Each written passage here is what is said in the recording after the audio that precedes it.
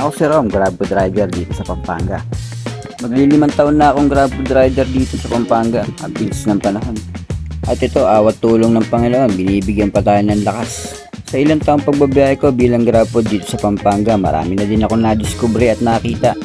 Marami na ring nakilala at ilan na ring nakasama. May dumaan man pandemya, awat tulong, hindi tayo napasama. Kaya tara, samahan niyo ako sa aking simpleng vlog-vlogan. Ang inyong lingkod,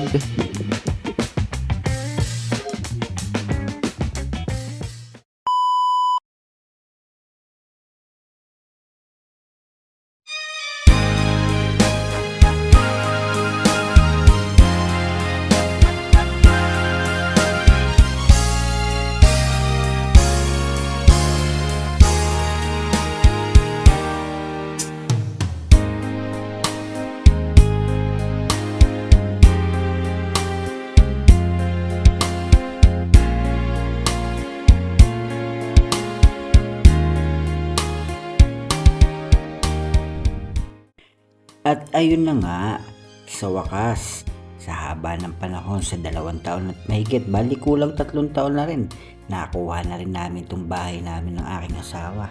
Maraming salamat sa Diyos. Gantong ganto rin yung nakita namin sa model house, totoo pala talaga. Kala ko etyos lang nila eh. Bali ready to paint na rin pala to, konting kayod lang at saka konting liha. Kaya lang bago pa namin makuha to, marami ng wallpaper binili ang asawa ko. Siya daw kasi magdi-design nito. At ako na walang malay, ako na walang alam. Kawawa. Kung sa bagay, wala naman tayong magagawa, sa kanya nakapangalan to eh. Siya lang kasi may pag-ibig at ako'y wala. Bali sementado na nga pala yung second floor nito. Tapos ganun rin sa taas, ready to paint na rin to. Yan may fire exit pa yan in case na may mangyari, diba? Para sa amin dalawa ng aking asawa, sobrang sulit ng bahay na to. Tsaka sa mga oras na to, di ko masabi yung nararamdaman ko. Biruin nyo, isang simpleng walang anuman na nangarap lang ng konti. At ayun, dala na rin ng pagsisikap, tsaka sinamahan ng konting sipag, awat tulong, na dadaan talaga lahat sa panalangin. Kaya lahat ng bagay na meron kami ngayon, lahat yun bigay ng Panginoon. Kaya huwag tayo magsasawang manalangin sa Kanya. Bali may ginawa nga pala yung misis ko na video. Siya nga pala una ng post na to. At ito na nga pala yun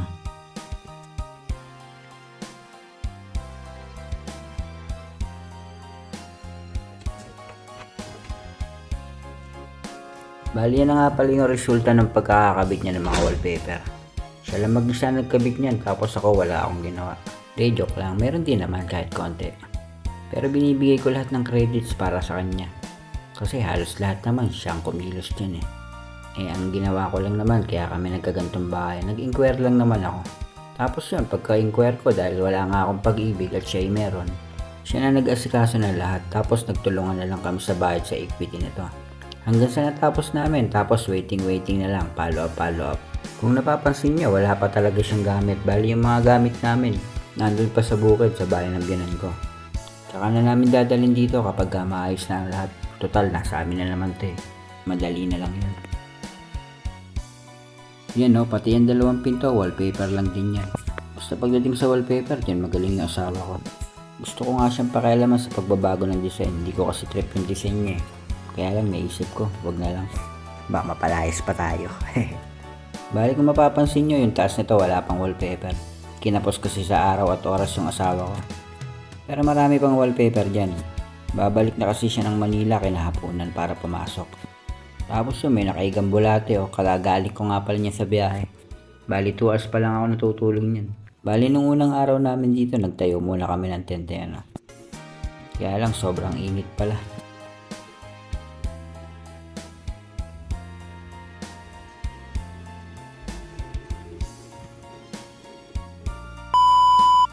Bali, itong box na to, ito yung lagay ng plato. Hindi ko muna siya bubuksan. Gusto ko sana si Mrs. ang magbukas eh. Tapos yan, mga binili namin ni Mrs. Tapos ito yung CR namin. Bali, pwede na to. Mga ready to paint na yan, yung pader na yan. Pinturahan na lang. Napakamura lang nitong bahay na to, 5,800 lang monthly. Diba? Afford ng isang pamilya to. Uy, nasira. Tanggal yung pagkakakabit doon. Oh. Bale, mamaya ayusin ko. Tapos dito yung sa likod ng bahay namin. Tapos dito lalagyan ko ng mamaya lock. Tapos ito yung likod ng bahay. Yan. Ito siya. May solar na rin na nilagay ko. Bali ganito gagawin ko dyan eh. Yung bakod, bali hanggang dito lang yung lupa namin. Ito, hanggang dito lang. Sa may X na to. Adjust natin ng konti. Ayan. Hanggang lang siya. Kabakuran. Tapos dyan. Bali isasara na namin to kapag may pera, ipon-ipon muna ulit. Tayo mainit. Tapos lalagyan ko siya ng lock kasi gaya nga yan, open pa. May possibilities, pwede tayong pasukin dito. Kaya lalagyan ko ng lock dito. Lalagyan ko muna siya ng 2 pares ng barrel board. Dito. Sa taas, sa baba. Kasi baka may pasukin tayo dito, diba? Hindi natin alam. Lagyan na muna natin.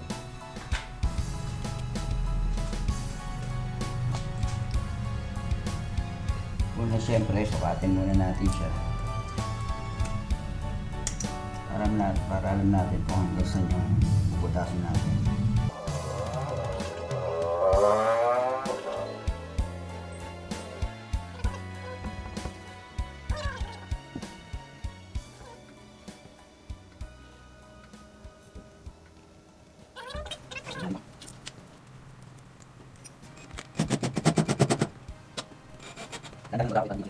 Hindi kasi ang bola.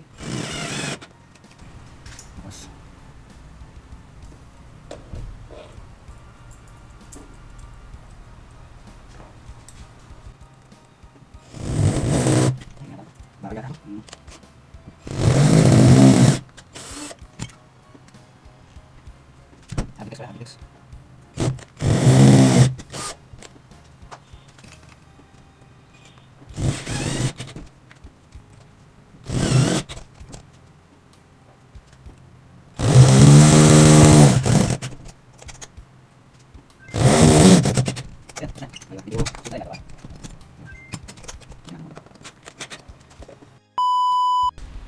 so ayan mga idol, nakabit na natin yung 2 barrel bolt, no.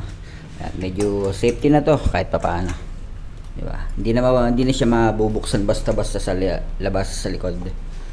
Pagka may pera-pera tayo, babakuran na natin. Ayun. Di ba? Hindi na siya mabubuksan.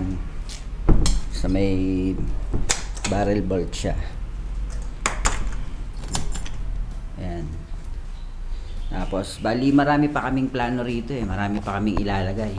Kapag ka nasaraduhan na yung likod nito, maglalagay kami rito ng hanging cabinet yan. Hanggang dito. Tapos, mini bar dyan.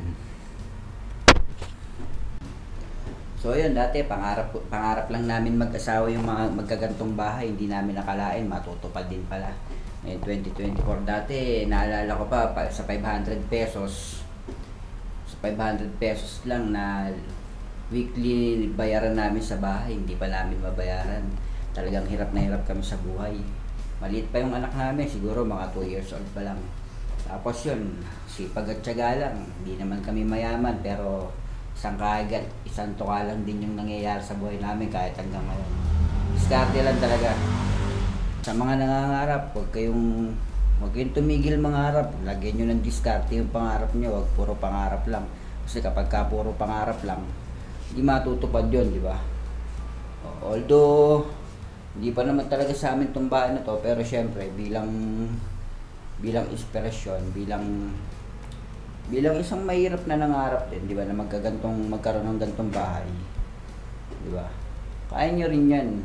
Lalo na sa mga kabataan ngayon. Huwag puro tambay, lalo na yung mga may asawa. Huwag puro tambay, kilos-kilos din pag may time. Lalo na yung may mga asawa, tapos ang dami pang anak. Ba, kumilos ka, uy. Gumising ka, gising-gising. So, paano mga idol, hanggang dito na lang tong video na to, no? Maraming salamat sa inyo. Hindi ka pa nakasubscribe, subscribe ka naman. Marami pa tayong gagawin sa bahay na to. Ayan o.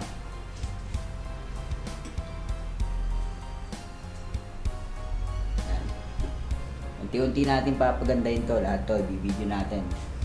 Kaya maraming salamat sa panonood. To God be the glory.